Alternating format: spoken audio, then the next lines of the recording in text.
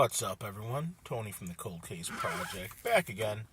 And today, what I want to run with you over is all content shared in these videos is readily available in any Google search.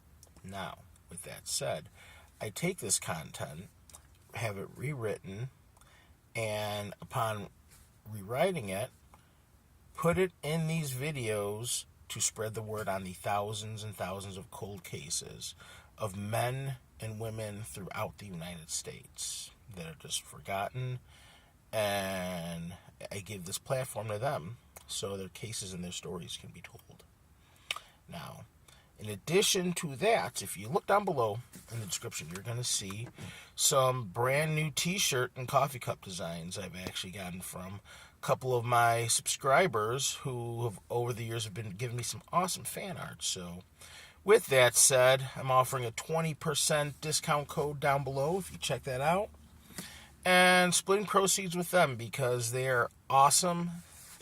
Been watching me for quite some time, and I definitely think they deserve to be rewarded for some of the work they do on top of being full-time employees also. So once again, if you have any recommendations or any suggestions, comment down below. Thank you so much for watching. Enjoy the video. Like, subscribe. I'm out. Peace.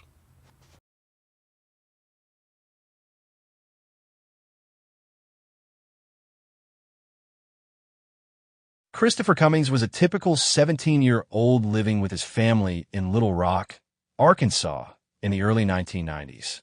By all accounts, he was respectful, well-liked, and generally responsible. In December 1992, his parents had recently grounded him due to poor grades. But after showing signs of improvement in school, they lifted the restriction and allowed him to go out for the evening. On the night of December 19, 1992, Christopher told his parents he was going to see a movie with a school friend named Amy. He promised he'd be home later that evening, but he never returned. His disappearance would remain a mystery for years and ultimately lead to the unraveling of a deeply disturbing series of events. Initially, authorities treated the case as a teenage runaway situation. Despite the fact that Christopher had no history of running away and was known to always meet curfew, he was listed as a runaway for 2 full years. During this time, his family insisted something was wrong and never stopped pushing for answers. Then, in December 1994, a major break in the case finally came, thanks to a phone call. A friend of a young woman named Amy Blankenship Peeler contacted the police. She told investigators that Amy had confided a shocking secret. Her husband, John Christopher Peeler, had been involved in Christopher Cummings' disappearance, possibly even more. Amy and John had been married for a short time, but her guilt about what had happened years earlier had begun to surface. Under pressure, Amy eventually gave a formal statement to police. According to Amy, back in December 1992, she had been home alone when Christopher came to visit. Amy said they had been casual acquaintances at school, talking during lunch and exchanging notes. She also said she had told no one about their encounter at her house, except for her then-boyfriend, John Peeler, and his mother. At the time, John was 18 and serving in the U.S. Marine Corps. He had returned to Little Rock for Christmas leave. Amy claimed John was furious about what had happened and devised a plan to confront Christopher. She told investigators that on the night of December 19, 1992, she lured Christopher to the back of a local grocery store after hours. Unbeknownst to Christopher, John was hiding in the back seat of her car. When Christopher got in, John reportedly attacked him. Amy said she helped restrain Christopher before John drove off with him. She later learned, according to her statement, that John had taken Christopher to a remote, swampy area near Scott, Arkansas, property not far from where John's grandparents liked to fish. She said John later told her that he had taken Christopher's life there and disposed of the body in the nearby waters. He allegedly told her it took forever, words that would later haunt investigators. On Amy's 16th birthday in June 1993, just 6 months after the disappearance, she married John. Their marriage lasted about a year and a half, but Amy said she couldn't continue living with the knowledge of what had happened. She eventually confided in a friend, who took action and reported everything to the authorities. In 1995, Amy pleaded guilty to charges related to Christopher's abduction. As part of a plea agreement, she was sentenced to 7 years of probation, ordered to pay a fine, and agreed to testify against her former husband. One unusual condition of her probation was that she had to send Christopher's family $1 on the 19th of every month, the date of his disappearance, for the full 7-year term. In 1996, John Peeler stood trial for the kidnapping and murder of Christopher Cummings. Several witnesses, including Amy, John's mother, and his uncle, testified against him. John's mother stated that he had spoken about the boy who hurt Amy and claimed to have taken care of it. His uncle testified that John admitted to him that he had killed Christopher and disposed of his remains in a swamp. Adding further weight to the timeline, a local resident who lived near Old River Road in Scott testified that John had come to her house on December 19th or 20, 1992, asking to use the phone after claiming his car got stuck nearby. Despite John's claims of innocence, the jury found him guilty of capital murder. He was sentenced to life in prison without the possibility of parole. To this day, Christopher Cummings' body has never been recovered. If you have any information that might help authorities locate Christopher Cummings' final resting place, please contact the Little Rock Police Department or your local law enforcement.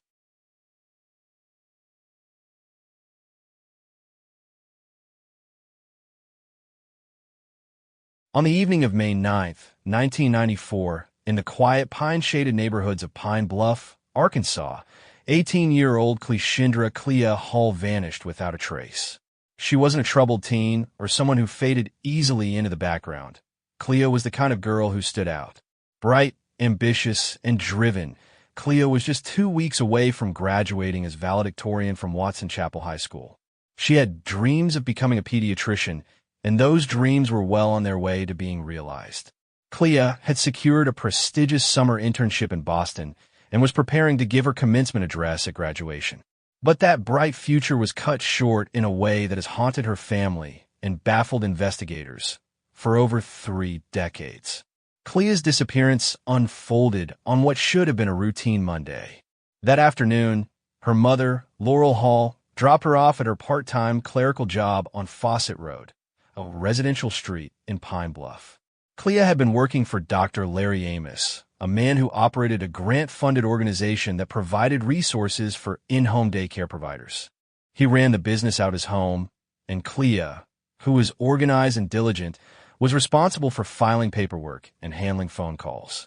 She was scheduled to work until 8:30 p.m., and as usual, she was expected to call her parents when she was ready to be picked up. Around 8 p.m., Clea phoned home and asked if anyone had called for her. She also mentioned she'd call again when she was finished. That second call never came.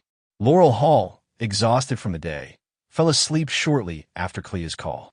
When she awoke around 12:45 a.m., the house was silent and Clea's bedroom was empty. Panic set in quickly. Laurel called Dr. Amos, who claimed that Clea had left around 8:30 p.m. with someone he assumed was a ride. But no one in the Hall family had picked her up. In fact, Laurel had always been the one to pick her up after work. And Clea didn't drive. She had no car, no license, and no plans to meet anyone.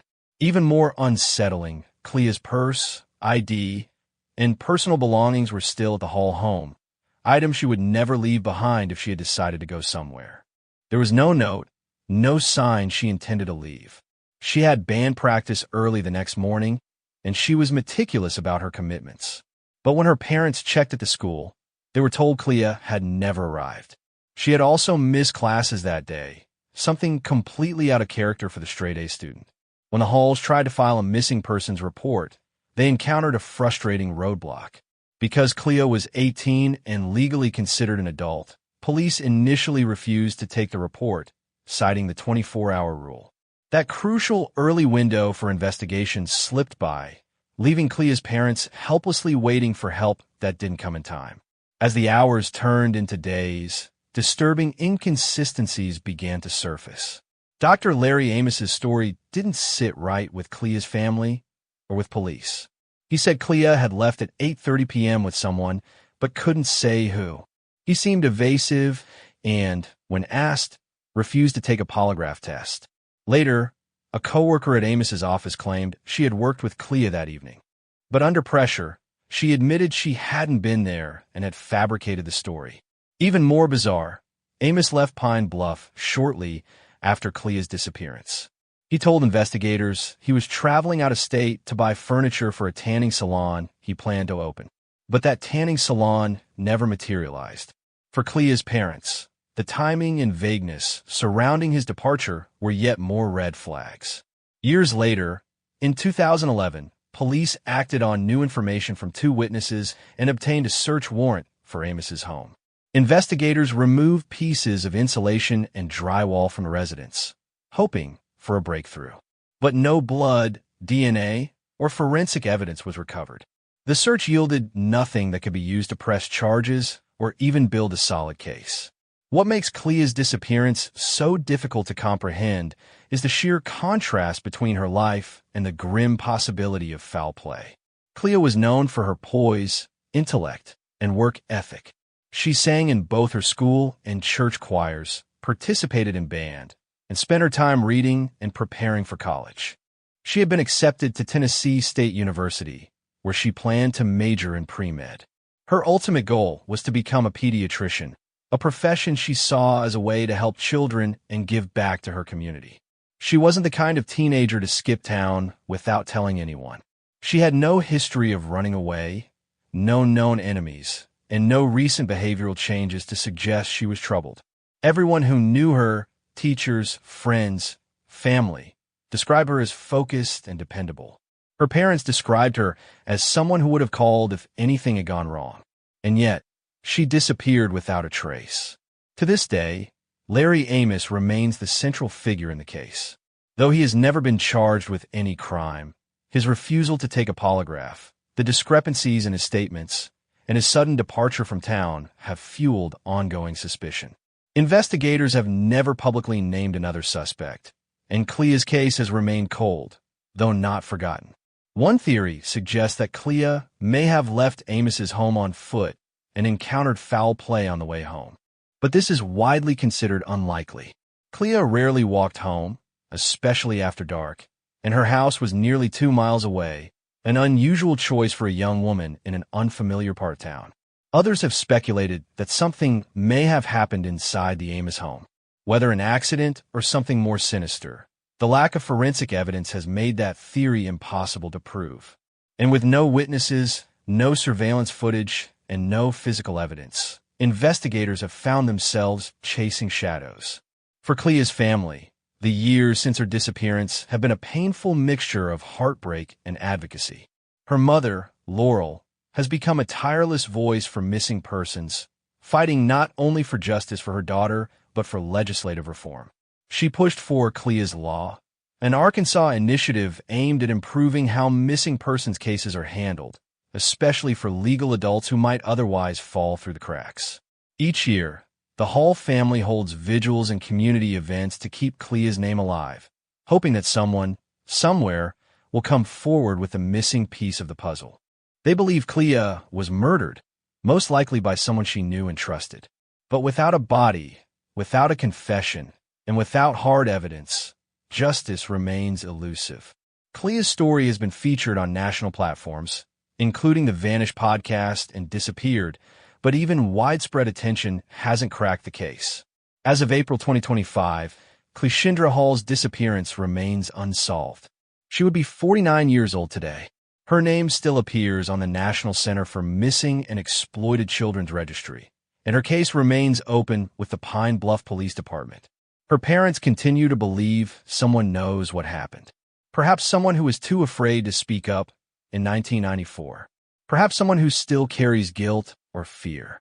The Halls have offered forgiveness to anyone willing to come forward with information, even anonymously. All they want is the truth. All they want is to bring their daughter home. If you have any information regarding the disappearance of Clea Hall, please contact the Pine Bluff Police Department at 730-2090. Tips can be submitted anonymously.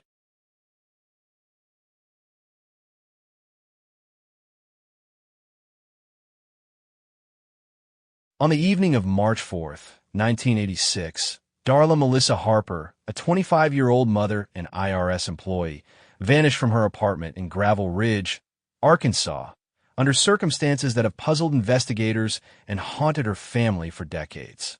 Despite extensive investigations, numerous searches, and the passage of time, her disappearance remains unsolved. This comprehensive account delves into the details of Darla's life, the night she went missing, the subsequent investigation, and the enduring mystery that surrounds her case. Darla Melissa Nixon was born on July 2, 1960, in Pine Bluff, Arkansas, to Jerry Don Nixon and his wife. She grew up in a close-knit family alongside her siblings, including her sister Deborah Jew Nixon. Darla was known for her warm personality, dedication to her family, and strong work ethic. She graduated from Pine Bluff High School and went on to build a life marked by both personal and professional accomplishments. In 1979, Darla married Barry Harper, and the couple settled in Sherwood, Arkansas. Their union brought forth a daughter, Leslie, born in 1983. However, the marriage faced challenges, leading to their separation in late 1985. Darla and Barry finalized their divorce just 4 months before her disappearance. Following the separation, Darla moved with Leslie to the Seven Oaks Apartments in Gravel Ridge, seeking a fresh start for herself and her young daughter. March 4th, 1986, began like any other day for Darla. She attended her job as a personnel clerk at the Internal Revenue Service, where she was known for her professionalism and reliability. After work, she returned to her apartment to spend the evening with her 2-year-old daughter, Leslie. That evening, Darla's neighbor and friend, Kathy Jumper, visited her apartment. The two spent time together, and Kathy left around 9:30 p.m., noting nothing unusual about Darla's demeanor or the environment. Later that night, between approximately 11 o'clock and 11:30 p.m., Kathy reported hearing noises emanating from Darla's apartment. The sounds were described as moans or thuds, but they were not loud or overtly alarming. Believing they did not indicate immediate danger, Kathy chose not to investigate further or contact the authorities. This decision would later weigh heavily on her, as it was the last known indication of activity in Darla's residence. The following morning, March 5, 1986, Darla failed to report to work at the IRS, an uncharacteristic absence that raised immediate concern among her colleagues. A coworker decided to check on her at her apartment. Upon arrival, they found the front door slightly ajar and discovered Leslie inside, alone but unharmed. A small smear of blood was observed on the front door, but there were no overt signs of struggle within the apartment. Darla was nowhere to be found, and her personal belongings, including her purse and keys, were missing. Alarmed by the situation, the coworker contacted the Pulaski County Sheriff's Office to report Darla missing. Investigators arrived promptly and began their assessment of the scene. The presence of Leslie, coupled with the blood smear and Darla's uncharacteristic absence, led authorities to suspect foul play from the outset. On March 6, 1986, Darla's vehicle, a 1981 Honda Accord, was located abandoned in a commuter parking lot near Crystal Hill, approximately 9 miles from her apartment. The car was notably covered in mud, and branches were found stuck in the bumper, suggesting it had been driven off-road. Inside the vehicle, investigators discovered a small amount of blood and an unidentified set of fingerprints. The car's surfaces appeared to have been wiped down, indicating an attempt to eliminate evidence. The discovery of the vehicle intensified the investigation. Authorities conducted extensive searches in the areas surrounding both the apartment and the location where the car was found. Helicopters, dive teams, and ground searchers scoured wooded regions and the Arkansas River, but no significant evidence was uncovered. In the days following her mother's disappearance, young Leslie made several statements that both intrigued and perplexed investigators. She mentioned that 3 men came in funny hats. She saw Mommy in a bag, and Mommy's feet were broke.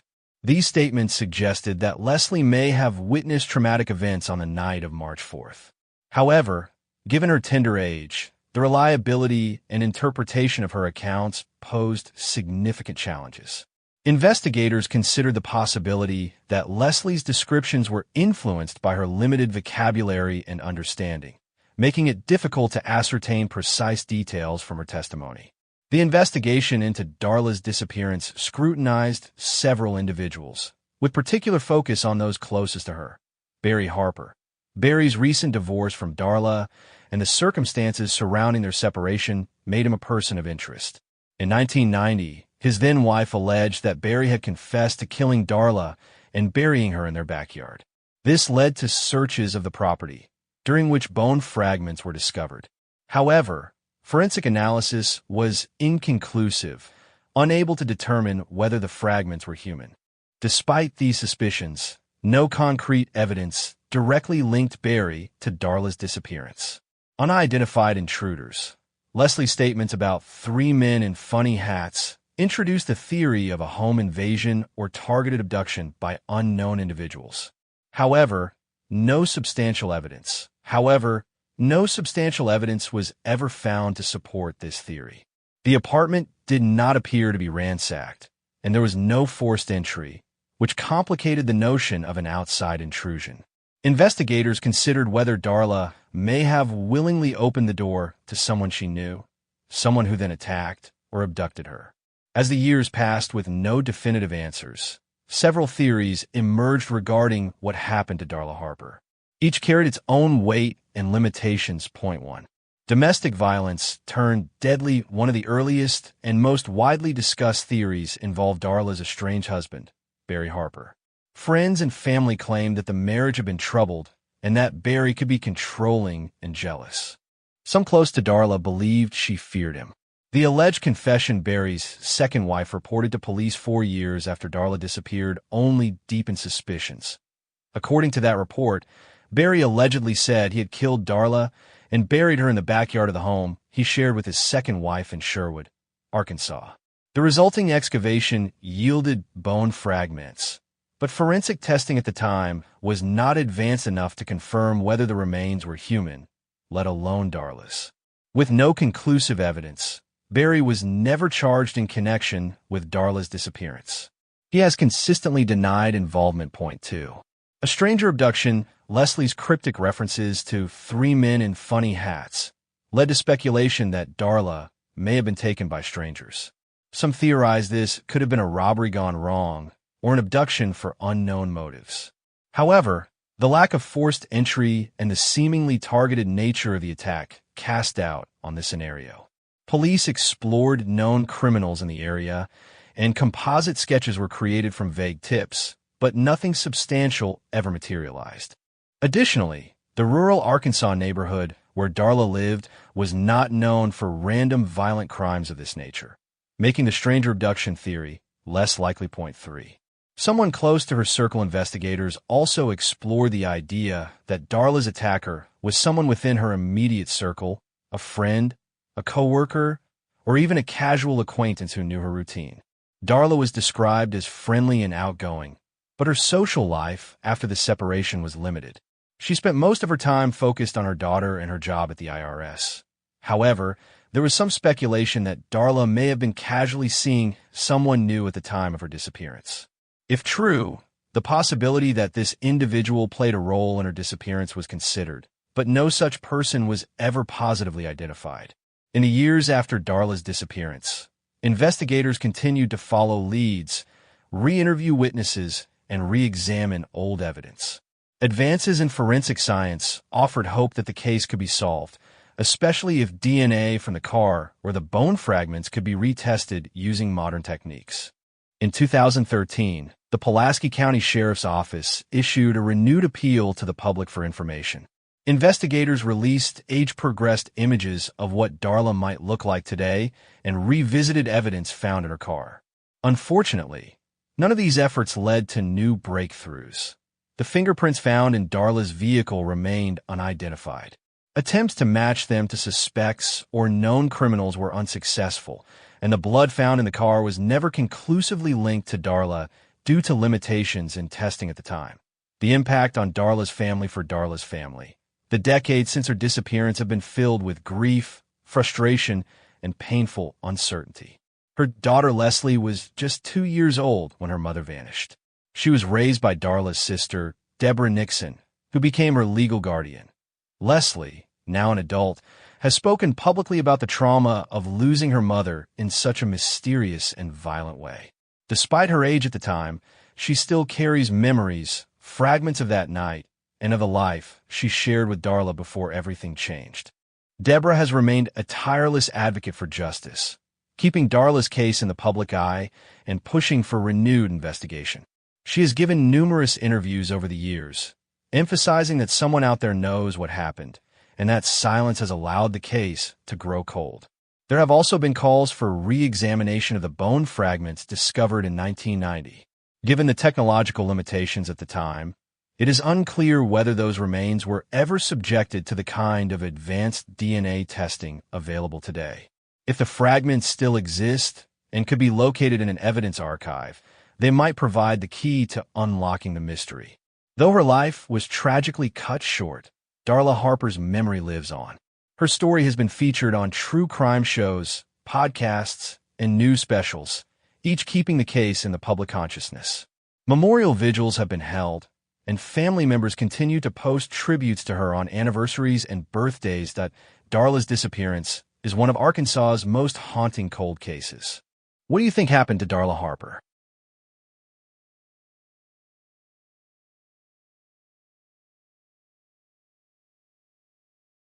On September 30th, 1994, 20-year-old Jared Devlin Green left his home in Searcy, Arkansas, after receiving a phone call. The person on the other end of the line was Brandon L. Wheeler, a known acquaintance and, according to multiple sources, a man deeply entrenched in the local drug scene. Wheeler asked to meet Jared at the Searcy Country Club. Jared agreed, left his house, and was never seen again. Jared had graduated from Searcy High School just a year prior in 1993. He was tall, standing 6 feet, and lean, weighing between 140 and 150 pounds like many young men his age. He was still finding his way, but according to friends and family, he had begun to run with a dangerous crowd. Before his disappearance, Jared had confided in friends that he owed Wheeler money for drugs. But, crucially, he also stated that he didn't plan to repay that debt. Jared claimed that Wheeler had stolen from him in the past, and, as far as Jared was concerned, that canceled out the money owed. But there was something else. Jared was scared. In the days leading up to his disappearance, he asked a friend to return a gun he had lent out, a .38 Rossi revolver. He said he needed it for protection from Wheeler. His fear seemed real and urgent, but few imagined it would be the last time anyone would ever hear from him. 3 days after Jared was last seen, on October 3rd, his vehicle was found abandoned in the parking lot of a Walmart in Searcy. The windows were rolled down, and the car keys were found on the floor beneath the driver's seat. There was no blood, no signs of a struggle, and no trace of Jared. For those who knew him, alarm bells were ringing, but oddly, Jared wasn't officially reported missing until October 5th. With no activity on his bank accounts and no communication with family or friends, it became clear that something was very wrong. And then, for nearly a year, there was silence. No movement in the case, no suspects, no body. In September 1995, almost a full year after Jared vanished, police received a tip that blew the case wide open, at least temporarily. A man named Charles Langley came forward and claimed he had vital information about Jared's fate. According to Langley, sometime in late 1994, he was approached by Brandon Wheeler and Wheeler's roommate, Jason Webb. They asked Langley if he would help them get rid of someone in exchange for $1,000. That someone, he said, was Jared Green. The motive? A $7,500 drug debt. Langley told police that he turned them down. But later that year, Wheeler and Webb allegedly returned to Langley's home. This time, they had an update. Jared was no longer a problem, they said. He had been taken out of the picture. They claimed they had grabbed him at Walmart and discussed plans for disposing of his body. Police believed Langley, at least for a while. In 2000, Langley changed his story. He told investigators that he didn't actually know Wheeler or Webb at the time of Jared's disappearance. His original statement, he said, was based on rumors he had heard within the drug community. He was facing serious legal trouble at the time and thought that sharing those details, real or not, might help him out of jam. The revelation was a major blow to the investigation. Jared Green remained missing, and now the strongest lead police had was suddenly riddled with doubt. But the story didn't end there. In 2016, over 2 decades after Jared vanished, investigators reopened the case and re-interviewed Langley. Once again, he stuck to his retraction. He said he had fabricated the original story. It was just street talk, not first-hand knowledge. Despite Langley's unreliability, investigators had other reasons to revisit the case. Over the years, several witnesses had come forward, offering insights into Jared's final days. One witness stated that Jared had traveled to Jonesboro, Arkansas, before his disappearance. There, he reportedly told people that Wheeler had fronted him a large amount of drugs, but he still had no intention of paying the debt because of the previous theft. The same witness also said that Jared had been afraid of Wheeler and left town for his own safety. But then, about a week before he disappeared, Jared received a phone call telling him that everything was fine and it was safe to return to Searcy. So he did. Another witness, a woman who had been Jared's girlfriend at the time, shared a chilling memory. She said that on the night Jared disappeared, he called her and begged her to go with him to meet Wheeler. He said he was scared. She declined to go. That decision may haunt her to this day. In May 2017, nearly 23 years after Jared Green was last seen alive, Brandon Wheeler was arrested and charged with capital murder and abuse of a corpse.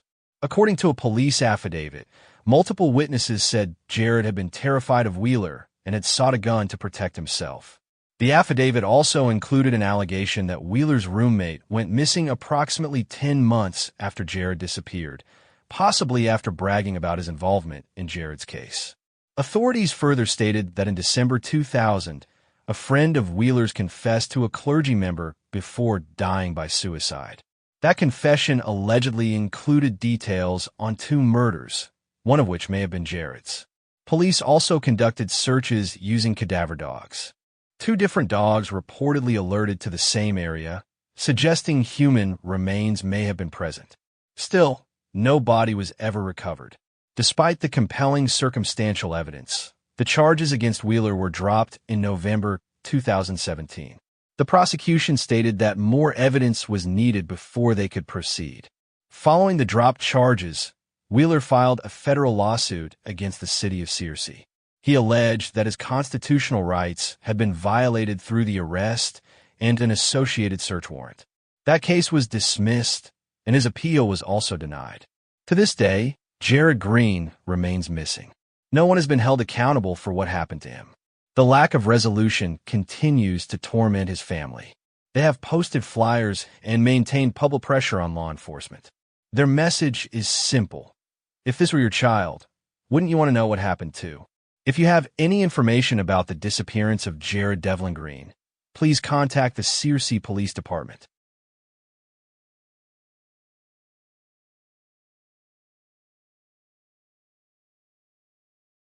On the night before Christmas Eve in 1998, 28-year-old Jeremy Goodwin vanished from Texarkana, Arkansas, under circumstances that remain frustratingly unclear.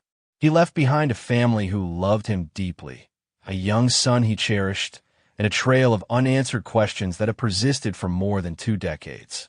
Jeremy wasn't a drifter. He wasn't the kind of man to just walk away from his life.